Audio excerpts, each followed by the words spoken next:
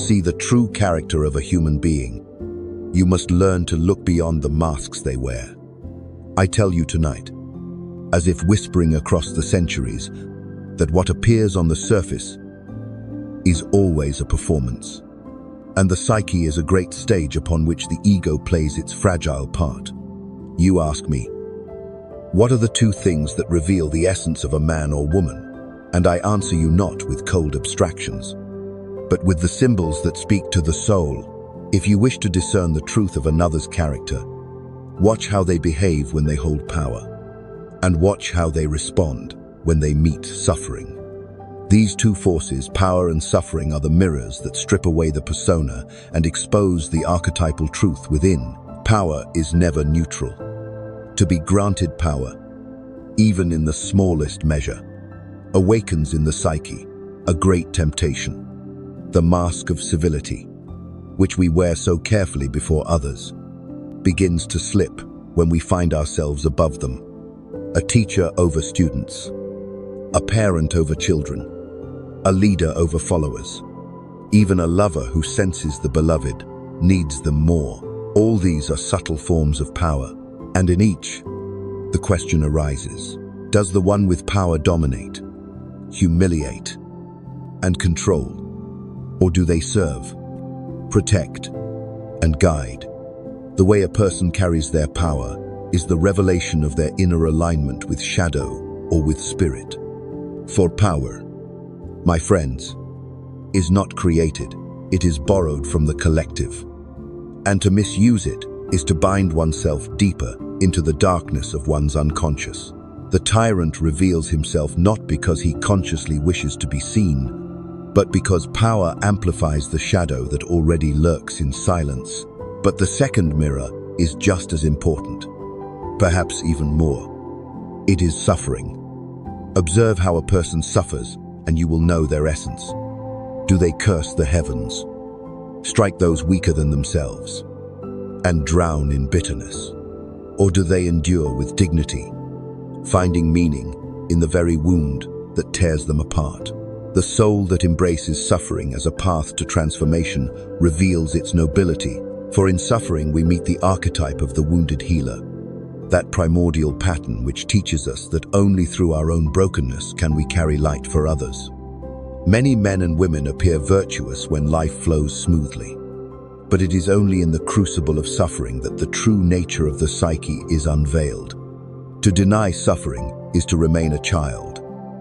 To carry it with consciousness is to step into maturity. Perhaps you think these are simple observations, too obvious to be profound. Yet I tell you, all of psychology is hidden within these two gates. Power corresponds to the animus of expansion, of will, of outer conquest. Suffering corresponds to the anima, the receptive principle that draws us inward toward the soul. To watch a person in these two conditions is to see how balanced or distorted their inner archetypes truly are. The man who rules outwardly but cannot endure inwardly is a tyrant awaiting collapse. The woman who bears suffering with silence but crumbles when given authority has yet to integrate her power. The whole human being, individuated, is one who can hold power without arrogance and bear suffering without despair. Let me tell you a dream, for the psyche speaks most clearly in dreams. A man once dreamt he stood on a mountain with a crown upon his head. Below him, a crowd cheered, and he felt the ecstasy of being adored. But then the mountain crumbled, and he fell into a pit where he was alone, cold, and forgotten. When he told me this dream, he asked, "What does it mean?" And I said, "Your soul is showing you that power without the capacity to face suffering is ruin. To ascend without knowing how to descend is to live in illusion. The dream is the warning of the self, reminding you that character is revealed, not when the crowd cheers, but when the night falls silent and no one watches. We live in a time, just as in my own century, when power is idolized and suffering is despised. Success, wealth, control, these are worshipped as gods, while vulnerability and loss are hidden as shameful.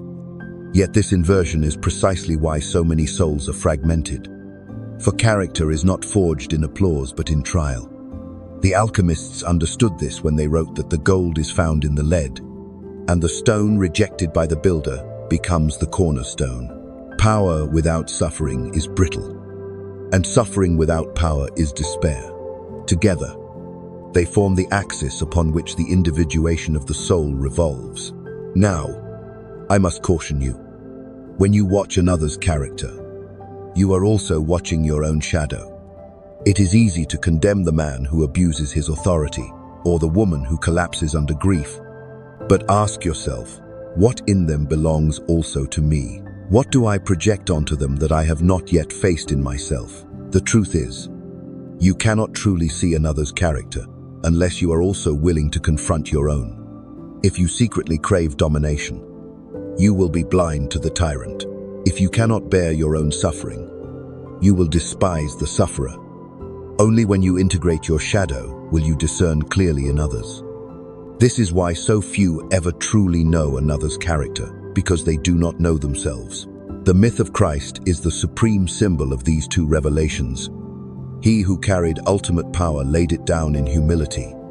He who endured ultimate suffering transformed it into redemption. Whether you take this as history, symbol, or both, the truth remains. The divine image of character is revealed only when power is married to sacrifice and suffering is transfigured into meaning. Every culture carries some echo of this archetype, the dying and resurrecting God. The king who descends to the underworld, the hero who learns compassion through loss. These are not tales of others. They are mirrors of your own soul. And so I tell you again, watch how a person bears power and watch how they bear suffering, and you will know who they are, perhaps more than they know themselves.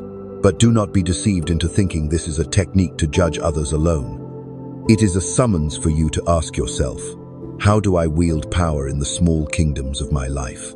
How do I suffer in the hidden chambers of my heart?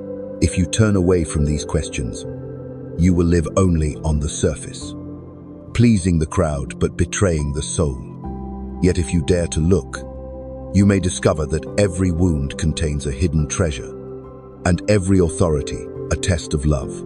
The individuation of the soul requires both power tempered by humility and suffering transformed by meaning. So, I leave you tonight with this challenge. When next you encounter someone, do not ask only what they say or how they appear. Ask, how do they carry their victories? And how do they endure their defeats? In those two answers lies the whole truth of their character. And when you look into that mirror, you may also find the reflection of your own.